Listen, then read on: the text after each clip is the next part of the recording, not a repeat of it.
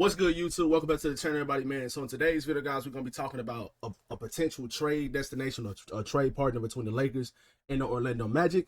So according to a couple reports, man, from some of the athletic beat writers for the Orlando Magic, one of these guys, let me go ahead and show you this guy, man. His name is Sam Vecini. According to him, guys, he is saying that there is a lot of synergy for Orlando and LA to line up on a deal this summer. So I wanted to kind of talk about what a possible deal could be. And he did say this on one of his podcasts or something like that, on a YouTube channel or something like that, just according to like some of the other reports and stuff like that from other people on like social media and stuff. But just in general, guys, like I do think before I show you the trade or the two targets I think the Lakers should mainly target on the Orlando Magic, I do want to say this. Realistically, there is a path that I see this happening because the Orlando Magic could use guys on our team like Dalton Connect, Maxi Cleveland when he's healthy, maybe even a guy like Gabe Vincent. They can use guys like that. If you can match up those salaries and get a couple guys off their roster to just fit our teams a lot better, I think this could be a win-win type of trade for some role players for both teams. The two guys that I mainly want the Lakers to mainly target, guys, is first guy, we got Goga Bitadze, the center for the Orlando Magic. I know a lot of people talk about him all the time on social media and stuff like that. I think this guy, he is one of those type of players, and there's plenty of these guys in the NBA. He's one of those type of players, like, he doesn't get a lot of playing time, right? Well, he doesn't get the correct amount of playing time I feel like he should, because the Orlando Magic already have Wendell Carter. They also have Jonathan Isaac. So they got guys on their team that, you know, get pretty important minutes.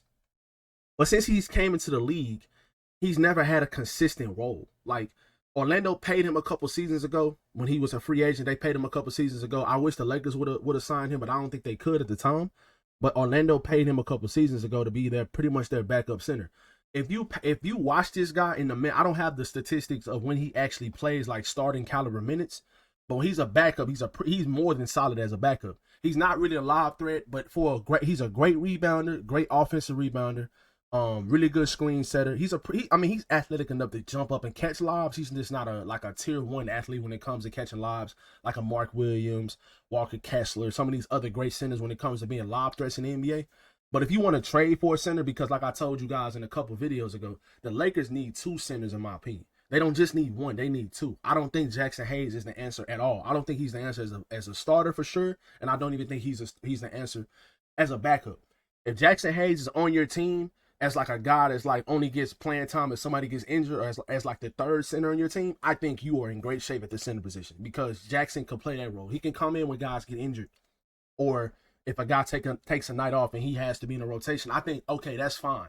But as any type of player, any type of team that wants Jackson Hayes to play like dependable minutes, I just don't see that as Jackson Hayes' role on this Lakers team. Not as a contender. Now, maybe on a team like the Washington Wizards or like a younger team like that, maybe he can develop and grow with a team like that and become better. But Jackson Hayes as a starting caliber center or any type of rotational center is just not good on a contender, in my opinion. So this Lakers team, they need 2 centers. And I think the scenario of you trading for a center and you also signing one in free agency is the road to go, or the route to go for this Lakers team. Now, Goga Bitadze, he's only 25 years old. But his minutes, guys, when he plays starting caliber minutes, his production is great. His production, excuse me, his production is great when he plays starting caliber minutes, or if he plays anywhere from 18 to 20 minutes a game, his minutes can be very, very productive. He's a really good offensive rebounder. He's a really good rebounder in general. He's really good with his touch around the rim. Pretty decent free throw shooter. Not a horrible free throw shooter. Not a guy that you're scared to just send him to the free throw line, or if he goes to the free throw line, you're scared he's gonna miss both. But like I said, man, like I really like Goga Bitadze's game. If you guys do not, he's a pretty good rim protector too for the minutes he plays. And when it comes to defense, he's a really good switchable defender. He's not like Nick Claxton level or some of these other great centers when it comes to moving their feet laterally and stuff like that, like a Derek Lively or some of these other centers, but he's pretty solid in that department as well. Just an overall good defender, pretty good post defender. I just like his game a lot. I think he will be a much bigger upgrade over any center we have on our team right now. And if he was to trade for a guy like him, he will be the starter right now on our team. So I do think there is a scenario where the Lakers can make a trade, and it can be Goga Bitadze. And also another guy I want to talk about, reliable. all reliable. Kentavious Caldwell-Pope. He had a horrible season last year compared to his standards. When it comes to shooting the ball, he only shot 34% from three last year, which is not horrible, terrible. But compared to what he's done the last couple seasons, look at these percentages, guys. Since 2019, 2020 season up until 2023, 2024, he shot basically 39, 40% from three, or over it. And this is insane. Look at the amount of games he's played. Just reliable, bro. Like, we should have never traded him in the first place. But just in general, guys, Kentavious Caldwell-Pope has been great as an NBA player. As a 3-and-D caliber player, Kentavious Caldwell-Pope is phenomenal. He is a guy that can knock down important shots, timely threes, and he will guard the other team's best offensive player. Great screen navigator. Just a great on-ball defender in general. And I think we all know how much he helped the 2020 Lakers win the championship. We all know how much he helped that team win. But just in general, guys, like, I think that Kentavious Caldwell-Pope will be I'm not going to say perfect, but I think he will be a great addition to this team, the team we have now. You can throw him in now, and I think he will be the starter next to Luka. And then you would have Austin Reeves off your bench as the sixth man. And that's absolutely scary for the league.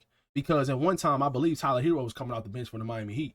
And just in general, like, Austin Reeves, I think Austin Reeves is going up into the great player echelon, in my opinion. But I do think that there have been some historically good six-mans. And I think like a Manu Ginobili, Lou Williams type caliber player, I think Austin Reeves could perfect that role.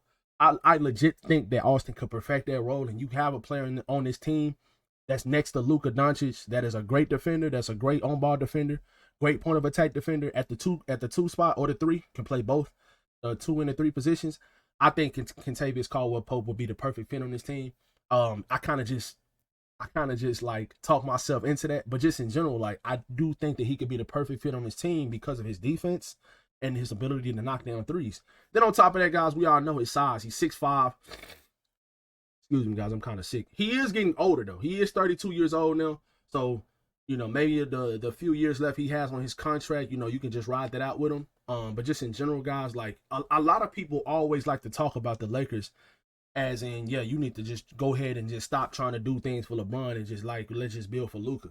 Bro, Luka is 26 years old. He is in the prime of his career. It's time for him to win now. So you're not just going to try to just go get young players. You need to get players that actually are ready to win now as well. And I think a Kentavious Caldwell-Pope type of piece for the next couple seasons is a perfect piece next to a guy like Luka, even if LeBron is not here.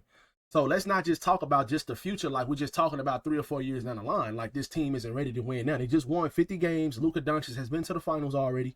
He needs players around him that can help him win. It's not just about the future, quote unquote, like we're just trying to trade away picks or try to rebuild and trying to get a good young team. Luka is 26 years old.